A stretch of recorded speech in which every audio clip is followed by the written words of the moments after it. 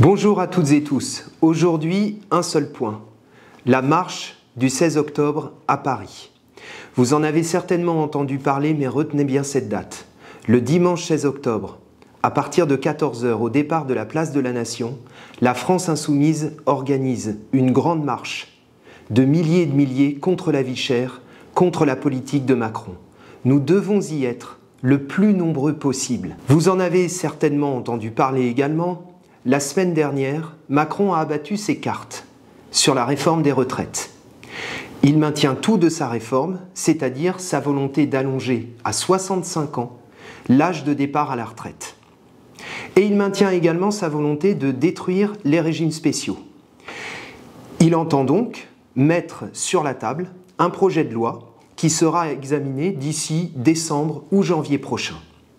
Travailler plus pour mourir mieux, c'est non. On n'acceptera jamais. Et nous ne sommes pas seuls à ne pas accepter. Vous l'avez vu également, 70% des Français sont opposés à cette réforme. L'ensemble des organisations syndicales a dit son opposition à cette réforme.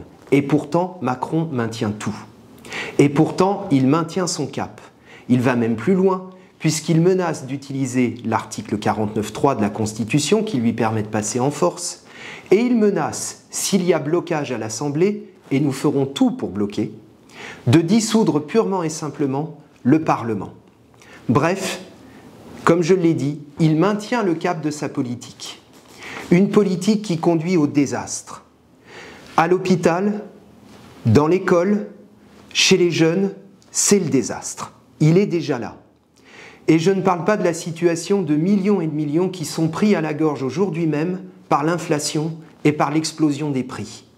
Une dame me disait l'autre jour sur le marché de Livry-Gargan, c'est simple, je dois choisir entre payer mes factures ou manger.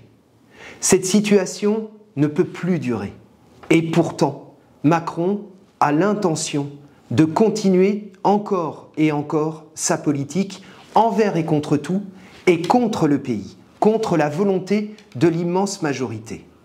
Alors il s'agit aujourd'hui de dire stop, ça suffit. Bien évidemment, au moment où nous parlons, reprennent les travaux à l'Assemblée nationale, ils reprennent aujourd'hui même, et ils reprennent sur un sujet précis, qui est celui de l'assurance chômage. Vous savez que Macron a l'intention de faire passer une réforme destructrice de l'assurance chômage. Nous allons nous battre, comme nous l'avons fait tout l'été, contre l'ensemble de ces plans, contre l'ensemble de ces réformes. Mais nous savons aussi, parce que nous avons retenu les leçons de ce qui s'est passé cet été, qu'une bataille acharnée à l'Assemblée nationale ne suffit pas. Car que s'est-il passé cet été? L'ensemble des réformes que nous avons combattues comme des chiens, avec acharnement, l'ensemble de ces réformes est passé, parce que les macronistes se sont entendus avec la droite et avec le Rassemblement national. Donc, une bataille pied à pied à l'Assemblée nationale, nous le savons, ne suffiront pas.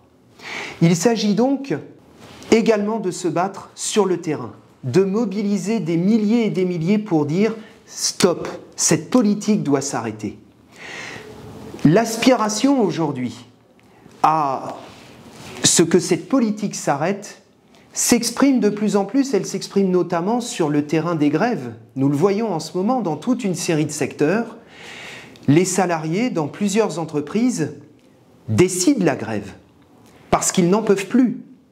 Et d'ailleurs, d'une certaine manière, nous ne sommes pas très loin de la situation telle qu'elle se développe en ce moment même dans des proportions certes plus importantes en Grande-Bretagne. En Grande-Bretagne, les postiers, les cheminots annoncent des grèves qui sont massivement suivies parce qu'eux aussi sont pris à la gorge pour les mêmes raisons, par l'inflation et par l'envolée des prix. Alors le 16 octobre, le dimanche 16 octobre, à partir de 14 h, à partir de la place de la Nation, nous devons être le plus nombreux possible pour dire oui, c'est urgent. Il faut augmenter les salaires, il faut augmenter les retraites et le SMIC, il faut le blocage des prix, le gel des loyers. Et la réforme des retraites ne doit pas voir le jour.